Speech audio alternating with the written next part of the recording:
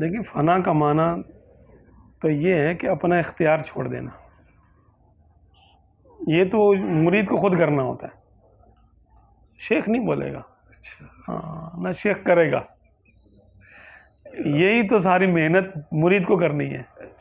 ہاں بھائی جو شیخ بولے بھائی تم میرے سامنے فنا ہو جاؤ، جیسے میں حکم دوں ویسے ہونا چاہیے،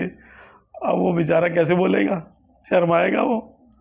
وہ تو اصول تو نہ بتا سکتا کہ بھی دیکھیں ایسا ہوتا ہے کہ شیخ کے سامنے جو ہے یہ آداب ہیں، تو سلوک کے یہ آداب ہیں بزرگوں نے لکھے ہیں، تو وہ جو شیخ کامل ہو تو اس کے سامنے بزرگوں نے یہی لکھا ہے کہ اپنا اختیار بالکل زیرو کر لیں کہ میرا کوئی اختیار نہیں ہے، ٹھیک ہے۔ اب جب وہ ایک دم سے تو اس مقام پہ نہیں آ جائے گا، وہ اس کی اپنی مرضی بھی ہوگی، اپنا مزاج ہوگا اس کا۔ اب اس مزاج سے دستبردار ہونا، اس مرضی سے دستبردار ہونا، یہ ریاضت ہے اس کے لیے،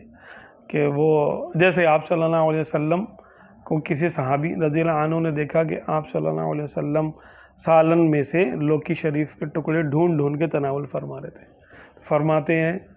صحابی کہ اس دن سے پھر میں نے لوکی سے پیار کرنا شروع کر دیا، کہ میں نے کہا یہ سرکار کو جو نا پسند ہے۔ تو اس حد تک ہے کہ پسند ناپسند اس کی پسند ناپسند کے تابع ہو جائے، فیصلے نہیں زندگی کے بلکہ پسند ناپسند، زندگی کے فیصلے تو ہوں گی اس کے تابع 100% ہے، کہ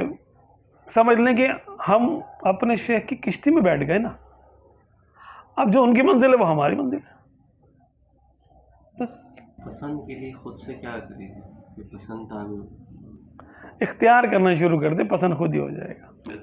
ہاں جیسے اگر کسی کے شیخ کو کریلے پسند ہے، مثال کے طور پہ مثال دے رہا ہوں، اب مجھے تو نہیں پسند، مرید کہے کہ یار مجھے تو نہیں پسند، تو پھر ابھی وہ اس منزل پہ نہیں آیا، فنا کی منزل پہ نہیں آیا، ابھی تو اس کی اپنی پسند ناپسند ہے نا، ابھی اپنی پسند ناپسند ہے، تو ابھی تو فنا کہاں سے ہوا یہ؟ جب تک یہ باقی ہے تو وہ پھر فیض میں رکاوٹ اس کی اپنی ہی ذات ہے، کیونکہ جب ایک موبائل کا ڈیٹا دوسرے موبائل میں بغیر کمپیٹیبل ہونے کے ٹرانسفر نہیں ہوتا تو فیض کیسے منتقل ہوگا؟ ٹھیک ہے، تو جیسے یوں آپ سمجھیں کہ تانبے کی دو تاروں کو ادھر سے بھی جوڑ دے ادھر سے بھی جوڑ دے، بیچ میں لکڑی کا ٹکڑا رکھ دے تو کرنٹ نہیں چلے گا، کیوں؟ رکاوٹ ہے نا بیچ میں، تو یہ رکاوٹ حجاب ہے، اور حجاب اختیار اور اپنی پسند ناپسند ہے مرید کی۔